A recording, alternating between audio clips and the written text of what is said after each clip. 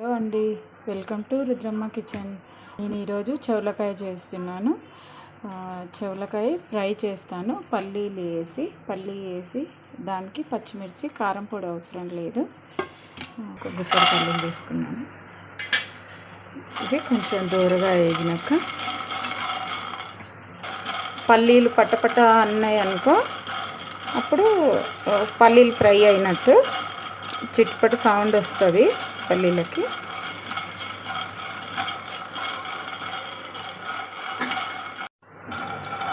చూడండి, పట్టపట్ట సౌండ్ వచ్చేసింది. పట్టపట్ట సౌండ్ వస్తే పల్లి ఫ్రై అయినట్టు. దీన్ని తీసేస్తాను.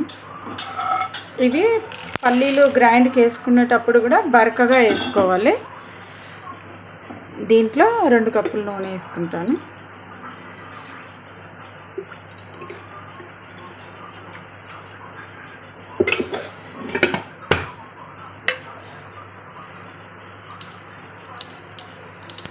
జీలకర్ర ఆవాలు వేసాను. కొద్దిగా కరివేపాకు,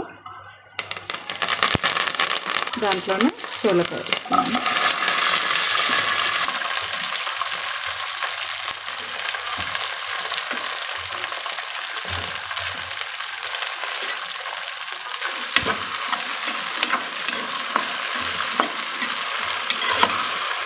కొద్దిగా సాల్ట్ వేస్తాను. సాల్ట్ వేస్తే మంచిగా మగ్గుతుంది.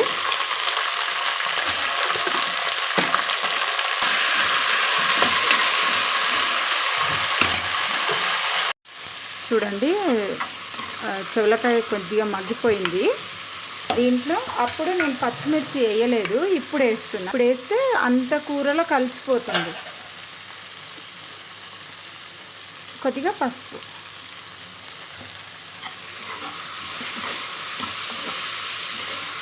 ఇప్పుడు కూరలో మంచిగా కలిసిపోతుంది. ఇదంతా మనకు కారం పొడి కారం వేసుకోవాల్సిన పని లేదు.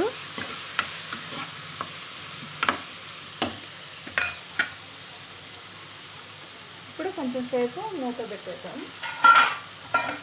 5 నిమిషాలు మూత పెట్టేసి పెడతాను. సిమ్లో పెడతాను. కొంచెం బరకగా చేసుకున్నాను.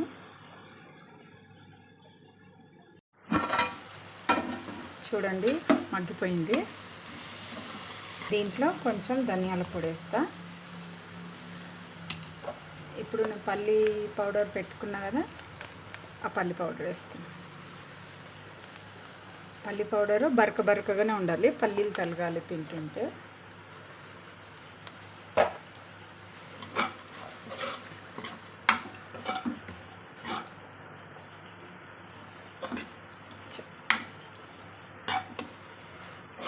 దీంట్లో లాస్ట్కు కొంచెం కొత్తిమీర వేస్తే అయిపోతుందండి. చపాతీలో, రైస్లో చాలా బాగుంటుంది. మీరు కూడా ట్రై చేయండి.